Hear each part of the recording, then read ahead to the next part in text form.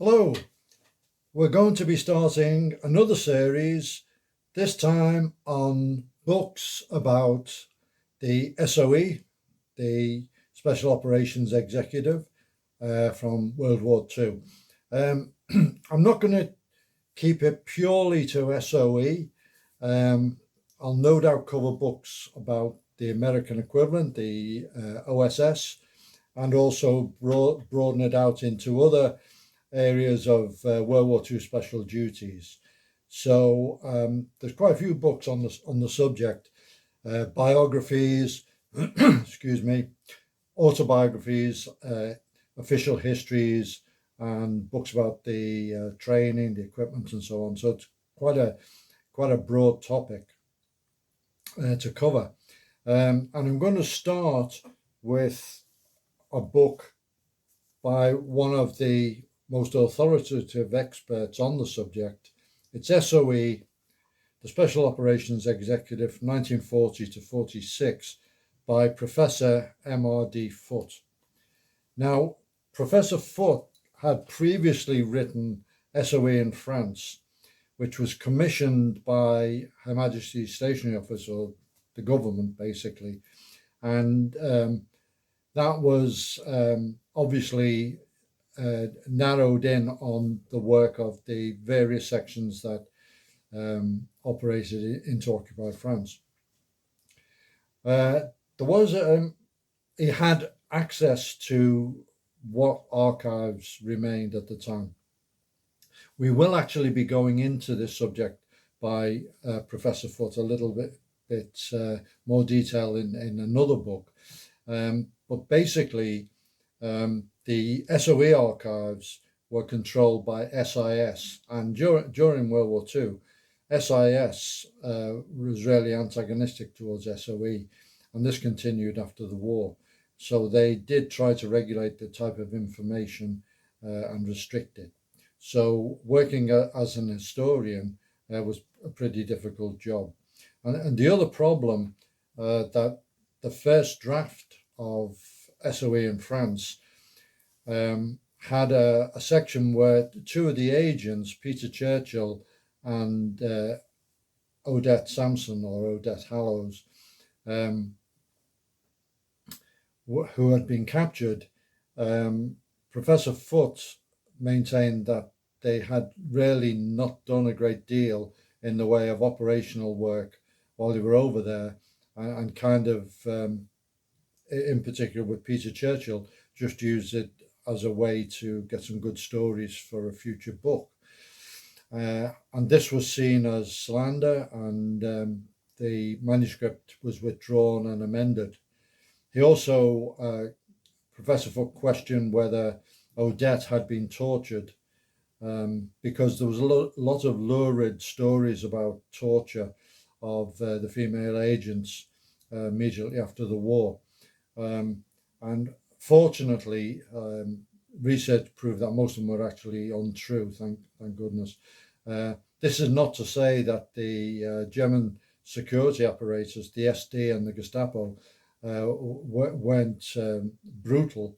They would resort to torture, very, very severe torture, not only to extract information, but just as punishment. And those organizations attracted quite a few sadists. And there was another organization in occupied France, which was the Milice, which was French. And these were quite often guys with a criminal slash violent background, who a lot of them, again, were psycho sadists and took delight in torturing even their fellow French people.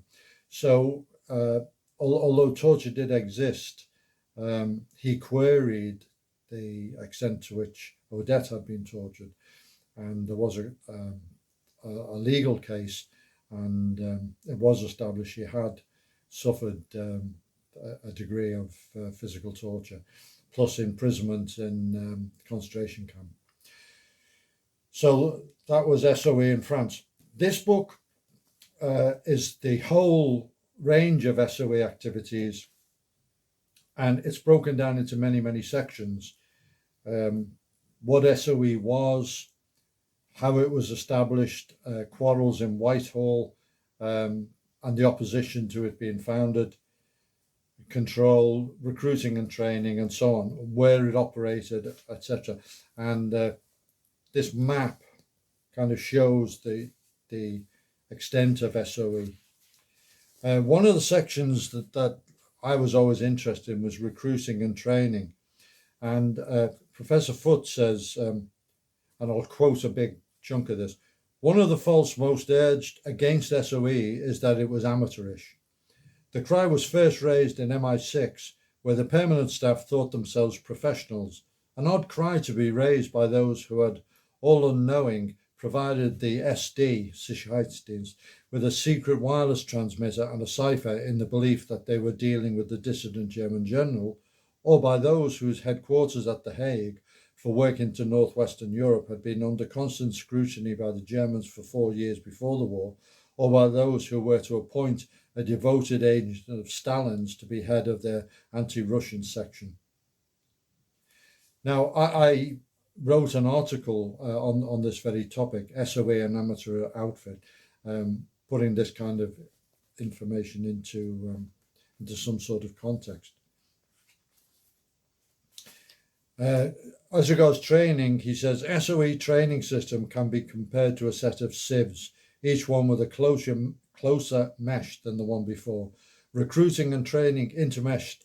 One of the subjects of the training system was to sieve, one of the objects of the training system was to sieve out the unsuitable before they could wreak havoc abroad. And he also goes on to talk about Fairbairn and Sykes and their work.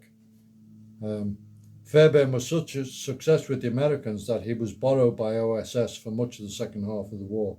The spirit he left behind him and Sykes continued to represent in RSA was passed on to everyone else who passed through there. All those who moved on from RSA into SOE did so with plenty of trust in their own capacities.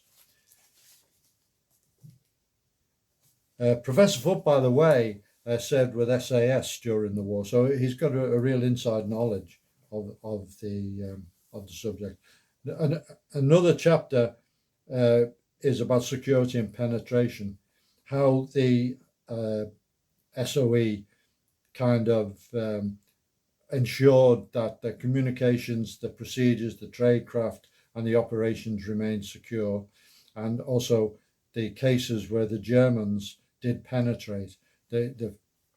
One of the most famous cases being in the Netherlands with the Englandspiel that the Abwehr perpetrated against SOE and played lots of agents back on the radio network and so on.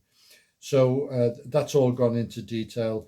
The case of Henri Dericourt, for example, is covered, and we'll be coming back to this with a whole book on the subject that I will be reviewing.